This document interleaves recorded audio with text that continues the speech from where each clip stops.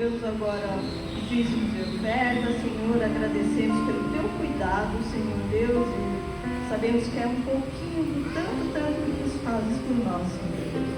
Que o Senhor nos dê sabedoria, nos oriente mesmo, Senhor Deus, para estar usando todos esses recursos conforme a tua vontade para o crescimento do teu reino. Seja agora, Senhor, com o pastor Elias, que vai mostrar a mensagem de hoje, Senhor Deus, que teu Espírito Santo possa estar aquietando nossos corações e que a gente possa estar guardando a tua palavra no coração, que nos fale os nossos corações, Senhor Deus, para que a gente possa sempre estar fazendo aquilo que agrada a ti, Senhor Deus. Eu oro e oramos e agradecemos em nome de Jesus. Amém.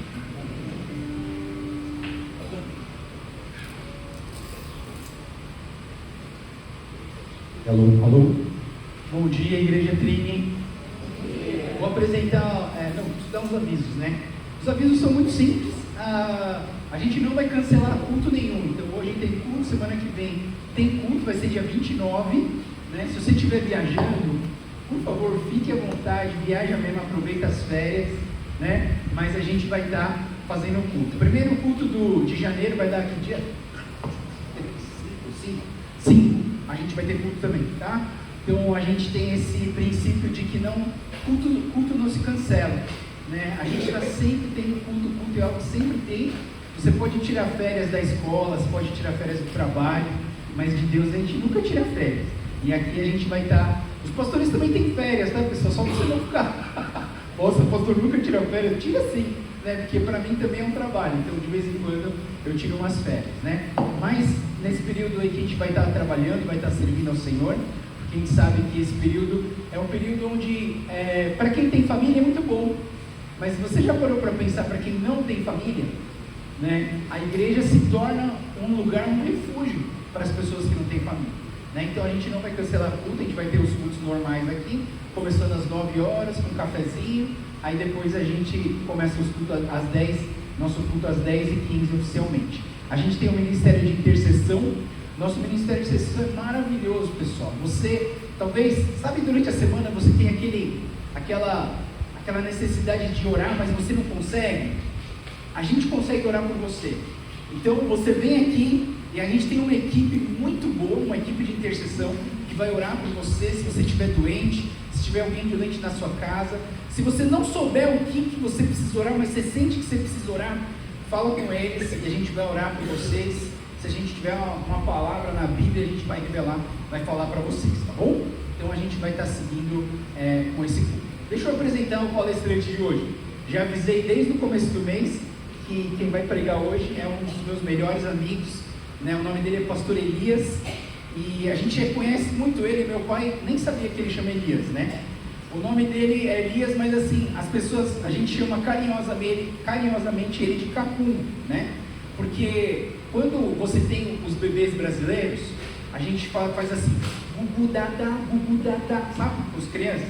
Então, em coreano, fala Cacum. Aí o irmão mais velho dele achava que ele chamava Cacum, né? Então chamou ele a vida inteira de Cacum, né? E aí ficou o apelido carinhoso dele de Cacum, né? Quando eu conheci o Cacum, o pastor Elias, o pastor Elias ainda parecia que ele estava meio perdido da vida, tal, estava começando a se encontrar, reencontrando Jesus na vida dele. Ele teve uma vida meio bagunçada aí, mas quando ele encontrou Jesus, Jesus pegou ele de um jeito, transformou ele de uma forma que ele foi realmente transformado. Eu e o Elias, pastor Elias, a gente caminhou muito junto, fazendo missões. Nós fizemos missões, várias viagens missionárias, né? A gente ia para o interior de São Paulo, interior da Bahia, a gente ia para todo lugar evangelizar e falar de Jesus para as pessoas, né? E a gente cresceu junto. Daí uma hora eu falei assim, quer saber, eu preciso fazer missões. E eu fui embora para o Amazonas e morei no Amazonas. Ele foi para os Estados Unidos, foi trabalhar, foi fazer a vida dele lá, mas ele não estava se encontrando. E aí um dia ele falou assim, ô Joel, ele estava nos Estados Unidos, posso ir aí no Amazonas com você? Eu falei, pode, cara, vem pra cá. Aí ele veio e ficou 2 meses comigo no Amazonas fazendo missão. E aí Deus tocou no coração dele e E ele fez a mesma faculdade de odontologia que eu, mesmo seminário teológico que eu, só que tem uma pequena diferença: ele ficou melhor que eu. E eu, assim, para mim é uma alegria muito grande, sabe? É uma alegria muito grande ter... o Elias é um pouco mais novo que eu, pastor Elias, e ele é um irmão para mim. Para vocês terem ideia de como irmão ele é para mim, geralmente no casamento coreano, a mãe do noivo veste uma roupa especial, né? E no meu casamento, a mãe dele veio com essa roupa especial, né? De tão irmão que a gente é, né? E hoje eu olho para a vida dele, ele é pastor de uma igreja aqui do lado, concorrente a nossa, né? E a igreja dele, e ele é um dos pastores lá dessa igreja, e ele para mim é um irmão do coração, né? Momentos difíceis, talvez os momentos mais difíceis da minha vida, ele sempre esteve comigo, né? E ele é um irmão, a gente tem ministérios diferentes, né? E ele é muito engraçado. Pra você ter ideia, ele é mais engraçado que eu, né? Não sei se ele aqui ele foi muito sério, né? Mas assim, é uma alegria ter ele, porque ele realmente é um cara que eu participei da vida dele, ele participou da minha vida, e hoje ele é um grande homem de Deus que tem sido usado pelo Senhor. Ele é um presbiteriano roxo, raiz, da gema, né? Então assim, ele tem esse coração apaixonado pelo Senhor Jesus, pelas missões, pelas almas, e principalmente pela palavra de Deus e pelo Senhor Jesus. Então, quero convidar o pastor Elias para vir aqui na frente. Vamos dar uma salva de palmas para ele. Eu vou orar pela vida dele. Senhor Jesus, obrigado, Pai, pela vida do Elias. Obrigado pelo coração dele, pela paixão que ele tem pelo Senhor Jesus. E obrigado, Pai, porque o Senhor fez ele se apaixonar pela Tua Palavra, de uma maneira que ele vive a Tua Palavra, Senhor. Obrigado, Pai, pela vida do Elias, da Olívia, das suas filhas, que o Senhor derrame graça sobre a vida delas, que o Senhor abençoe essa família, e que o Senhor toque no coração dele, para que ele seja um alto-falante do Senhor, a falar aos nossos corações. Te agradecemos e oramos em nome do Senhor Jesus. Amém. Esqueci de apresentar a esposa dele, está ali, ó, faz assim, Olívia, Bebel, a filhinha, tem mais duas que não estão aqui, mas talvez chegue mais tarde, estão na igreja concorrente. Meus queridos, é um prazer, é uma honra estar aqui compartilhando a palavra com vocês. Queria dizer que o Joel dá uma exagerada, não sou tão bom assim, né? Mas que Deus possa falar conosco nessa manhã, né? Eu não sei se vocês já pararam para pensar nos enredos, a grande maioria dos dramas ou doramas coreanos. Já pararam para pensar? Eles começam assim, com tudo normal, todo mundo vivendo a sua vida cotidiana, né? Até que um dia os protagonistas, depois de tantos desencontros, eles finalmente se encontram. E aí eles começam lá a tentar um investir no outro, e aí depois de algumas investidas mal sucedidas do homem ou da mulher, finalmente as coisas se alinham, tudo entra nos trilhos, eles começam a viver um sonho dourado, onde tudo é perfeito, onde tudo é bonito. E infelizmente até o absurdo dos homens coreanos usarem roupas apertadíssimas e se maquiarem, até isso fica bonito no vídeo, infelizmente. Mas a gente percebe também que nesses doramas, geralmente eles têm 16 capítulos, né? Desses 16, 2 ou 3 são dedicados a essa introdução, 12 são dedicados a um problema que surge. Quando a introdução, a vida cotidiana está ficando chata nos doramas coreanos, o que eles fazem? Eles colocam um problema, colocam ali um drama. E quais são os dramas que eles colocam? Geralmente é doença, uma época atrás era câncer e leucemia estava na moda, não sei porquê. Às vezes eles colocam ali o problema de imigração ou emigração, um dos dois sempre tem que ir embora do país, mas o clássico que aparecem são as diferenças políticas e principalmente sociais e econômicas, né? As classes são diferentes, eles não podem ficar juntos. Mas de vez em quando, nos mais dramáticos, aparece o quê? Um parentesco. Às vezes eles são primos, às vezes eles são meio irmãos distantes, eles não sabiam, né? E às vezes aparecem uns zumbis para atazanar a vida de todo mundo, né? E eles ficam 12 capítulos mostrando esses problemas. E no final, apenas um mísero capítulo é usado para falar do final feliz. O final que todo mundo espera ver.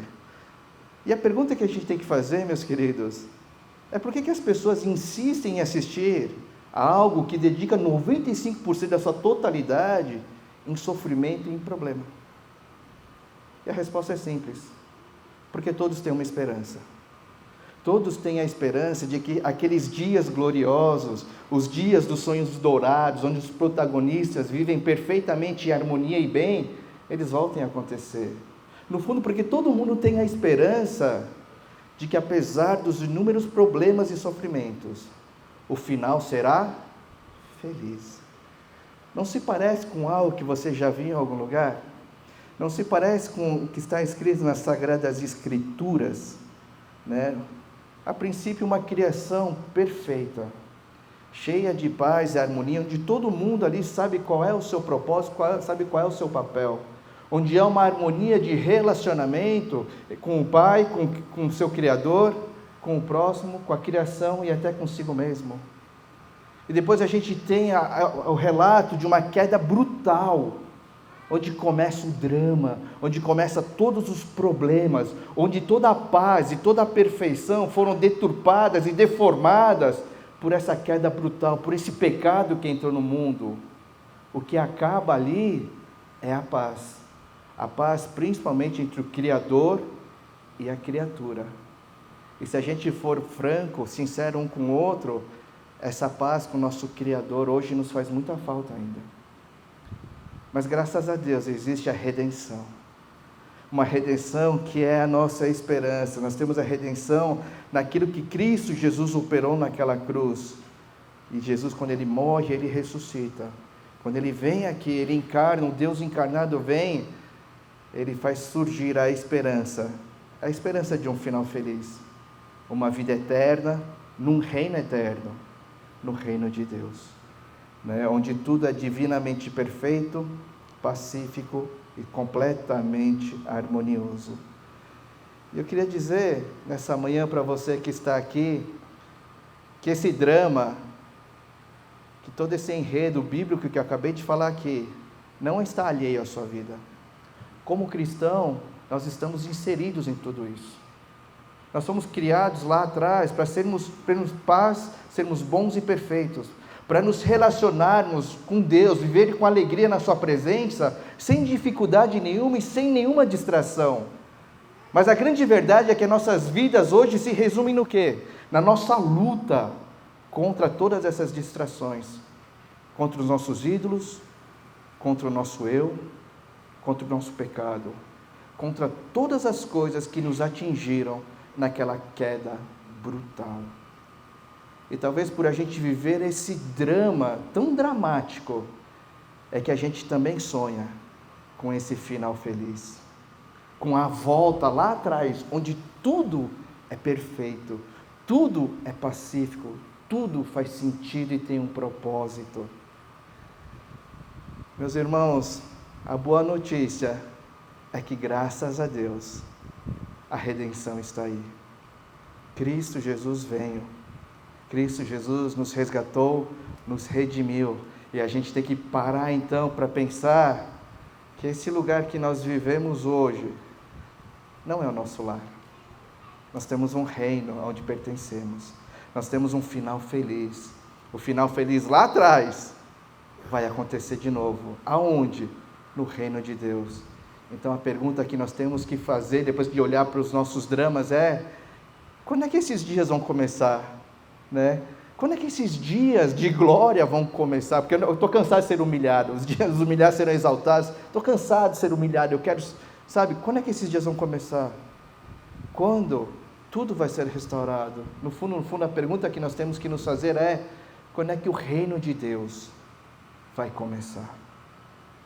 E na reflexão de hoje, meus queridos, tentando responder essas perguntas que nós acabamos de fazer, e também dando continuidade ao tema que vocês têm ouvido aqui na Igreja Trini, nós vamos falar sobre a missão de Cristo no mundo. E o texto base para isso vai ser o famoso trecho que está em João capítulo 9, versos 1 a 7. João 9, 1 a 7, a minha versão é a NAA, tá? Nova Almeida atualizada, que diz assim: enquanto Jesus caminhava, viu um homem cego de nascença. E os seus discípulos perguntaram: Mestre, quem pecou para que este homem nascesse cego, ele ou os pais dele? Jesus respondeu: nem ele pecou, nem os pais dele, mas isso aconteceu para que nele se manifestem as obras de Deus. É necessário que façamos as obras daquele que me enviou enquanto é dia. A noite vem, quando ninguém pode trabalhar. Enquanto estou no mundo, sou a luz do mundo. Depois de dizer isso, Jesus cuspiu na terra, fez lama com a saliva e com a lama untou os olhos do cego. Então disse ao cego: vá lavar-se no tanque de Siloé. Siloé quer dizer enviado. O cego foi, lavou-se e voltou vendo. Vamos fazer mais uma breve oração? Senhor Deus, é com alegria que nós estamos aqui reunidos na Tua casa, como igreja, como corpo.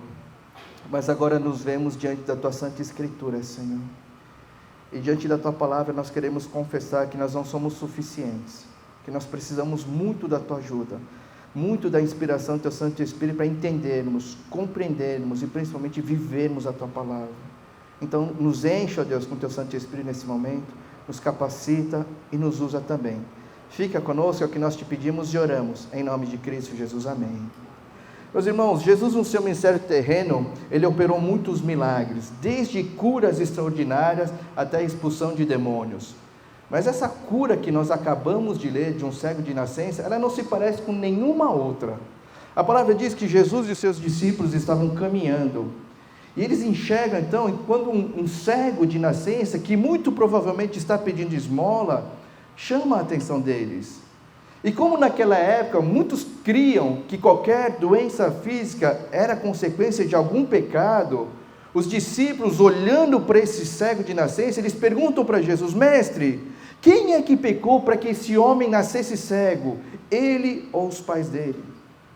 E Jesus colocando em xeque essa crença que os discípulos criam, Jesus colocando em xeque essa crença, a grande maioria das pessoas tinham naquele contexto, ele diz: olha, ninguém pecou, nem ele, nem os pais dele, mas ele nasceu dessa maneira, para que as obras de Deus se manifestem em suas vidas. Ou seja, o que Jesus está dizendo aqui é o seguinte, meus queridos, que esse homem nasceu cego, não por causa de um pecado específico ou exclusivo, mas aquilo era consequência de algo maior. Aquilo era consequência daquilo que nós acabamos de ver, do que nós chamamos de queda, da queda brutal. E essa queda brutal, meus queridos, ela não fez o homem só morrer e ir para o inferno, não é isso, mas ela afetou todas as esferas da vida do homem e de toda a criação. Mas quando a gente lê essa passagem, a gente tem algumas coisas que nos soam assim meio pesadas, né? Jesus diz também que esse homem, ele nasceu cego, né? Que essa cegueira, e se a gente for pensar um pouco mais, a queda, o pecado que entrou no mundo, a queda, eles servem, são usados por Deus para manifestar a sua obra. Por mais difícil que seja a gente pensar nisso logicamente, a gente tem que entender que Deus não fez Adão pecar propositalmente, para depois enviar o seu Filho unigênito e resgatar os homens da morte, de todas essas coisas, e Deus ser glorificado por isso. Nós temos que entender que Adão, na sua liberdade, ele pecou, e por desobediência de Adão, tudo que estava nele, ele e toda a criação foram corrompidas, deturpadas, por causa da rebelião do homem. E quando Jesus olha para esse homem, a Bíblia diz que ele vai manifestar as obras de Deus. A pergunta é: que obra é essa? Que obra de Deus é essa que precisa ser manifesta na vida desse homem, né?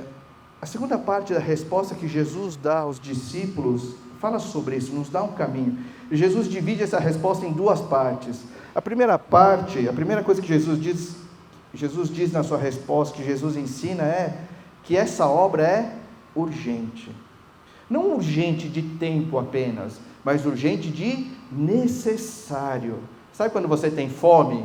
Então, você está com muita fome, então você tem a urgência de comer. Não é só de tempo de querer comer rápido, mas de ter uma necessidade. Olha o que os versos 4 e 5 dizem: é necessário que façamos a obra daquele que me enviou enquanto é dia.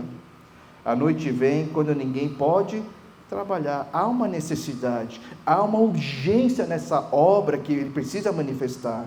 E a segunda coisa que Jesus nos ensina é quem pode operar essa obra de Deus. O verso 5 termina com Jesus dizendo o seguinte: enquanto estou no mundo, sou a luz do mundo. Sabe essa obra de Deus? Sabe? Achei que era pegadinha do Joel.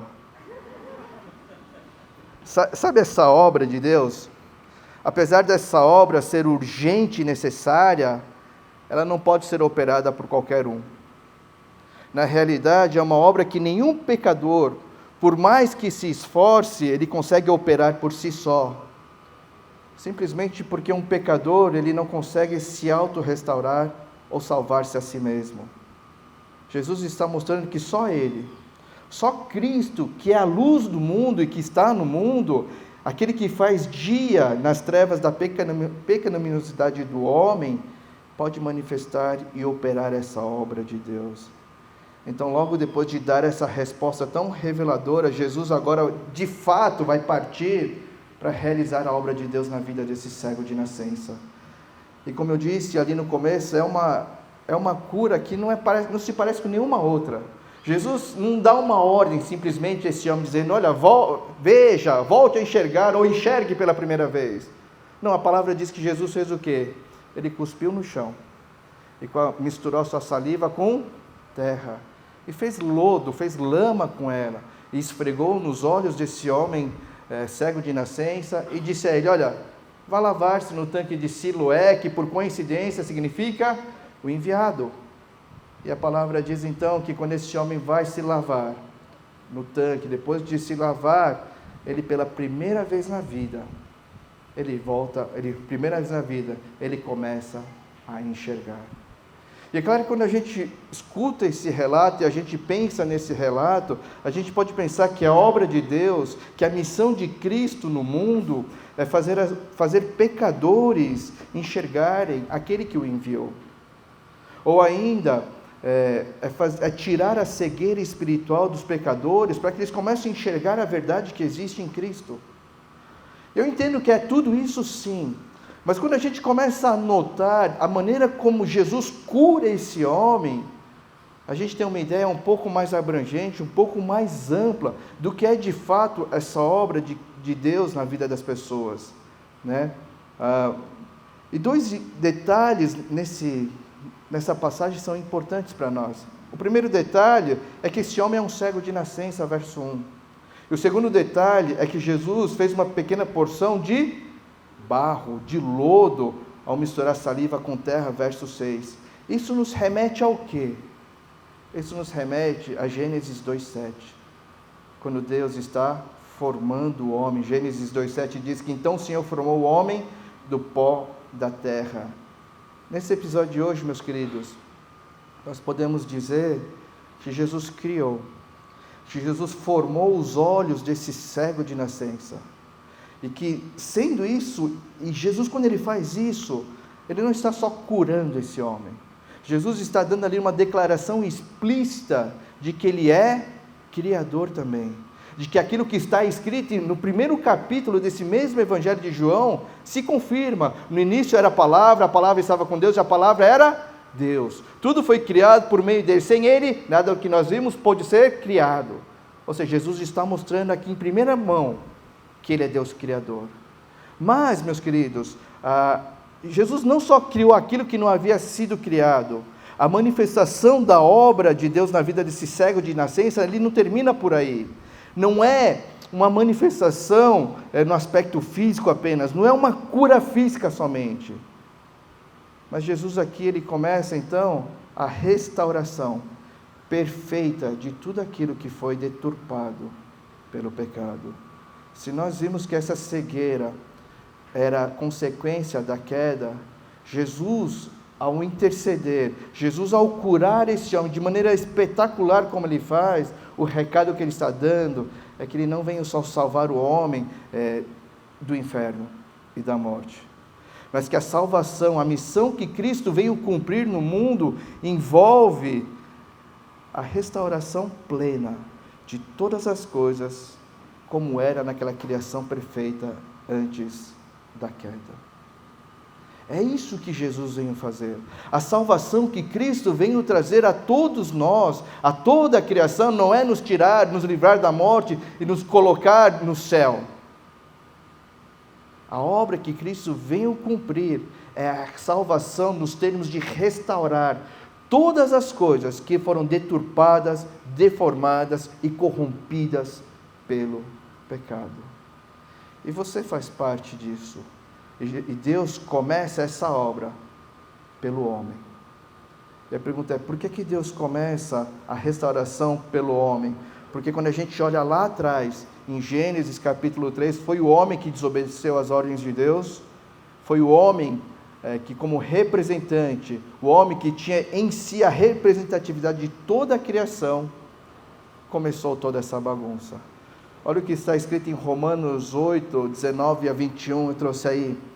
A natureza criada aguarda com grande expectativa que os filhos de Deus sejam revelados, pois ela foi submetida à inutilidade, não pela sua própria escolha, mas por causa da vontade daquele que a sujeitou, na esperança de que a própria natureza criada será libertada da escravidão da decadência em que se encontra, recebendo a gloriosa liberdade dos filhos de Deus. Deixa eu tentar explicar isso para vocês. Quando o homem enganado pela serpente, Gênesis capítulo 3, ele acha que ele pode ser como Deus, porque essa é a proposta que Satanás faz a Eva, assim como Deus, né? Quando o homem ele é enganado, ele acha que ele pode ser Deus, ele desobedece a Deus, não só ele foi amaldiçoado, mas toda a criação caiu com ele, toda a criação foi inutilizada, e ela está decaída nesse momento. Por mais que você possa viajar aos Alpes suíços, ver todas aquelas cenas espetaculares, por mais que você possa ir para o Amazonas, o Joel e a Débora podem dizer, às vezes você navega 10 dias e você só vê mato, você só vê natureza, por mais que você olhe para todas essas coisas, você acha um negócio espetacular, ainda é uma criação decaída. Ela caiu junto com o homem, e ela aguarda ansiosa o momento em que os filhos de Deus serão completamente restaurados, para que assim ela volte a ser restaurada, e assim ela volte a cumprir o seu propósito. Meus irmãos, a criação, ela não será restaurada para ficar às moscas, mas a criação, tudo que nós vimos, ela será restaurada e será o palco do reino de Deus, né? Que será eternamente estabelecido. O reino de Deus será um lugar esplendoroso, tal qual ruas de ouro, casas de ouro e um mar cristalino, um lugar onde o Senhor ali, ele tem todo o domínio e toda a governança. Na teologia reformada, nós acreditamos que o reino dos céus, aquele que João escreve em Apocalipse, como ruas de ouro, casas de ouro com mar cristalino, ele não acontece em outra dimensão. Não vai vir um doutor estranho, não vai vir o Wong lá, abrir um portal e todos nós seremos transferidos para um mundo novo, não. Quando a gente olha para Apocalipse no final, esse mesmo João que escreve Apocalipse, mesmo Apocalipse, ele escreve o quê? Que a Nova Jerusalém, a cidade de Deus, os novos céus e a nova terra, descerão por parte de Deus. Isso nos indica o quê? Que o reino de Deus, onde nós colocamos a nossa esperança, vai acontecer aonde? Aqui, nessa criação, completamente e plenamente restaurada. E aí então, pensando, a gente volta a falar da esperança do reino de Deus, que nós falamos lá na introdução. E se nos voltarmos à nossa pergunta lá atrás, quando é que vai começar o reino de Deus? Lembra dessa pergunta? Quando é que o reino de Deus vai começar? Que no fundo é praticamente o título da pregação de hoje. O reino de Deus está próximo? A resposta, sabe qual que é? O reino de Deus não está próximo, mas o reino de Deus já começou. Meus queridos, se a missão de Cristo no mundo é cumprir a obra de Deus, curando, libertando, redimindo, salvando o homem, e com isso iniciar a restauração de todas as coisas, então o reino de Deus já começou com toda a certeza. E é claro que quando a gente olha ao nosso redor, quando a gente ouve as notícias e a gente vê todas as maluquices que tem nos cercado nos dias de hoje, a gente pode ver sim, que o reino de Deus pode ter se iniciado lá atrás, mas ele não é pleno ainda, né? Tem um autor chamado Jeffrey Johnson que ele escreve o seguinte no seu livro A Igreja: durante esse presente século mau, o reino dos céus é invisível para o mundo incrédulo, pois existe somente dentro das mentes e dos corações dos crentes. Meus queridos, o reino de Deus, ele não existe para os não crentes. Eles não conseguem enxergar o reino. Mas quem crê e pertence a Cristo, precisa crer na sua razão, precisa crer no seu coração, que esse reino não só existe, que essa esperança que nós temos de um final feliz, ela não só existe, mas que ela já começou.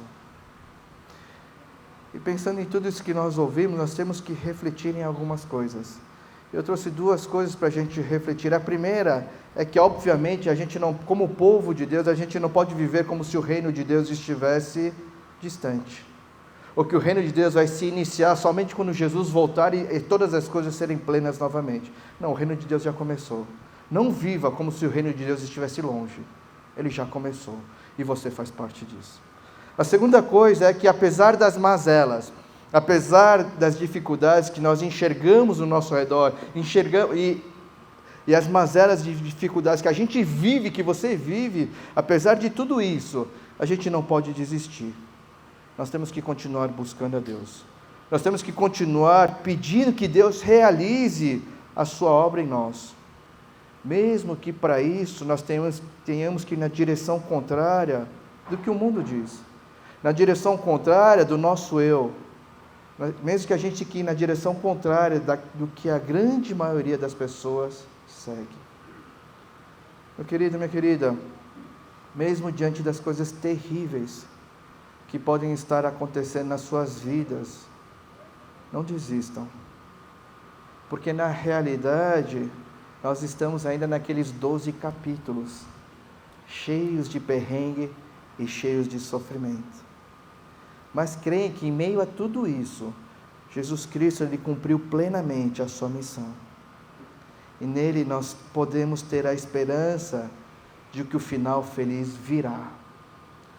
Um final feliz que nos leva de volta para os primeiros capítulos, que nos leva de volta ao sonho dourado, onde todas as coisas são perfeitas, boas e puras, onde todos os relacionamentos são cheios de paz e harmonia, com o próximo, com a criação, com eu mesmo e principalmente com Deus. Para concluir, algo prático, o que nós podemos fazer de maneira prática? Vou usar uma outra passagem que tem a ver com o reino de Deus, que está em Lucas 18, 28, e ali o contexto é que os discípulos estão vendo muitos daqueles que se diziam discípulos de Jesus, darem as costas a Jesus e irem embora. Jesus dá umas palavras duras, fala umas verdades, e aí os caras ficam ofendidos, e eles dão as costas e vão embora. E aí os discípulos olham para Jesus e dizem: nós deixamos tudo para te seguir. E a resposta de Jesus é essa que está no slide, versos 29 e 30 de Lucas 18. Digo-lhes a verdade, ninguém que tenha deixado casa, mulher, irmãos, pais ou filhos por causa do reino de Deus, deixará de receber na presente era muitas vezes mais, e na era futura a vida eterna. Na presente era, ou seja, no reino de Deus já estabelecido aqui, receberão muito mais. E na era futura, ou seja, quando tudo for restaurado, receberão a vida eterna. Qual é a lição prática que Jesus nos mostra de tudo isso? É que é preciso ser discípulo de Cristo. Mas é preciso ser discípulo de Cristo na presente era, agora, e não depois somente. E como discípulo de Cristo é preciso deixar todas as coisas para trás, agora. E por que agora, Elias? Pelo amor de Deus, por que eu não posso esperar? Porque lembra? Porque o reino de Deus já começou. E para vocês que pela graça de Deus estão aqui, começando essa igreja que está no coração do Senhor nosso Deus, existe um negócio que é um passo a mais de ser discípulo, né? Olha o que está escrito no livro O Custo do Discipulado de Jonas Madureira. O reino de Deus não é feito de voluntários, mas o reino de Deus é formado de discípulos. O reino de Deus não é feito de voluntários, mas de discípulos. Como está aí, o reino de Deus não é formado por voluntários que só aparecem quando querem ou precisam que Deus resolva os seus problemas e os livre dos seus sofrimentos. Mas o reino de Deus, que é esse lugar, que é a igreja, é formado por discípulos. Aqueles que estão dispostos e comprometidos a sacrificarem todas as suas coisas, desde agora até o fim, assim como Cristo Jesus fez para cumprir a sua missão. E a pergunta que eu queria deixar para vocês nessa manhã é: em quais dos dois grupos você está? Dos discípulos que dão as costas, dos voluntários que são interesseiros no fundo, ou dos discípulos comprometidos a sacrificar todas as suas coisas para seguir esse Cristo até o fim? Que Deus nos abençoe. Queria fazer uma oração com vocês nessa manhã. Senhor nosso Deus, nós queremos te agradecer porque o Senhor, na sua providência, na sua graça, na sua misericórdia, resolveu e decidiu nos resgatar por amor, nos resgatar de nossas misérias, através de um plano impensável, que foi enviar o seu Filho Cristo Jesus, para cumprir essa missão, não só de morrer por nós, de ressuscitar, nos dando a esperança de uma nova vida, mas esse Cristo que vem restaurar todas as coisas, que tudo aquilo que foi deturpado, deformado e corrompido pelo pecado naquela queda, ó Deus, que estão em nossas vidas, possam começar a ser restauradas em Cristo Jesus. Que a tua igreja aqui, ó Deus, seja formada por discípulos que não sonham apenas com o reino de Deus distante, mas com discípulos que já vivem esse reino, hoje e agora, Deus. Nos dá um coração que quer te seguir, nos dá um coração que te ama, ó Deus, acima de todas as coisas. Nos dá por isso, Deus, fome e sede da tua palavra, para que a gente possa te encontrar ali, diariamente, constantemente, Senhor. Usa, Senhor, as nossas vidas, não só para indicar, mas para mostrar com clareza de que o seu reino, de fato, já começou. Abençoa, Deus, a cada um que está aqui, é o que nós te pedimos e oramos, em nome de Cristo Jesus, amém. Amém.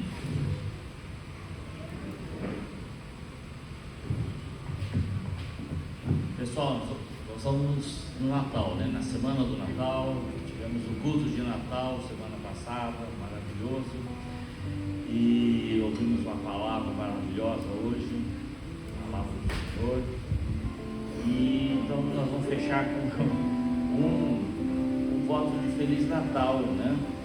E gratidão total a Jesus Cristo, que Ele é o grande aniversariante. Bom, então convido vocês a se levantarem.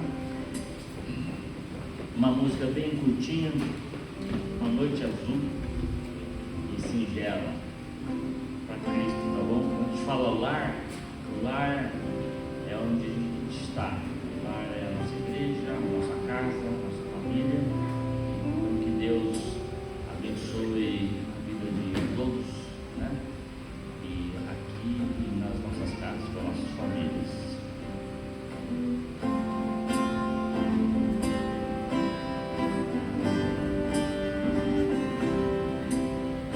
Noite azul sem igual, Deus nos dê feliz Natal. Nosso lar está cheio de luz, paz